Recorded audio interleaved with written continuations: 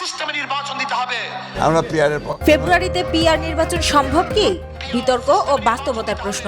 দৈনিক সংবাদ দিগন্ত পত্রিকার সাথে যুক্ত আছে আমি সালমা ইসলাম। ত্রয়োদশ জাতীয় সংসদ নির্বাচনের পটভূমিতে ফেব্রুয়ারিতে পিআর পদ্ধতিতে ভোট দেওয়া সম্ভব কিনা তা নিয়ে রাজনৈতিক ও প্রশাসনিক বিতর্ক তীব্র হচ্ছে। জামায়াত ইসলামী সহ কয়েকটি দল পিআর পদ্ধতির দাবি তুললেও নির্বাচন কমিশন সময় ও সংবিধানগত সীমাবদ্ধতার কারণে এ পথে এগোতে পারছে না। প্রধান নির্বাচন কমিশনার এএমএম নাসির উদ্দিন জানিয়েছেন, আরপিও অনুযায়ী পিআর এই নির্বাচনে নেই। নির্বাচন কমিশনের সাবেক অতিরিক্ত সচিব জেসমিন টুলি বলেন, পিআর পদ্ধতি বাস্তবায়নে প্রয়োজন আইনগত সংশোধনী, নতুন বিধিমালা ও প্রশিক্ষিত জনবল। এছাড়া ভোটারদের নতুন পদ্ধতি বোঝাতে ব্যাপক জনসচেতনতার উদ্যোগ নিতে হবে। তিনি বলেন, ফেব্রুয়ারির মধ্যে পিআর পদ্ধতি বাস্তবায়ন কোনোভাবেই সম্ভব নয়। তবে জামায়াতের সেক্রেটারি জেনারেল মিয়া গোলাম পরোয়ার মনে করেন, রাজনৈতিক দলগুলো একমত হলে এটি 1 মাসের মধ্যে করা সম্ভব। দেশে এখন পর্যন্ত ফার্স্ট পাস্ট দ্য পোস্ট পদ্ধতিতে নির্বাচন হয়ে আসছে,